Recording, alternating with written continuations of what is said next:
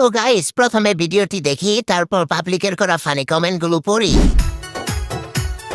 বুকের ভিতর থাইকো বন্ধু যাইও না দূরে, বুকের ভিতর থাইকো বন্ধু যাইও না দূরে, দূরে গেলে বুকটাই আমার ধক ধক করে।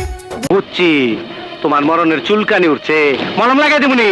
तो चलिए शुरू करते हैं। আমি তো আপনার বুকের মাঝে থাকতে চাই, আপনার বুকের মাঝে যে দুইটা পাহাড়, এই জন্যই তো জায়গা পাই না। বলেন কি? যে দুইটা জিনিস বানাইছেন আপনার বুক ছেড়া আর কোথায় যাবে? আমি কি জানি একটা ঢাবের মতো দেখলাম,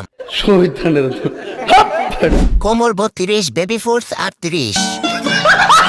আপু 1 লিটার দেওয়া যাবে? সেমাই রান্না করে খাইতাম। এটা হচ্ছে বাংলাদেশের অরিজিনাল গাভিন গাই। এমন বউ যদি আমার হতো তাহলে জমি বিক্রি করে হলেও তালাক দিতাম। নিঃসন্দেহে তুই ঠিক কথা বলেছিস। টাকা পয়সা ছাড়া তোমার অঙ্গ প্রত্যঙ্গ উপভোগ করলাম। ধন্যবাদ।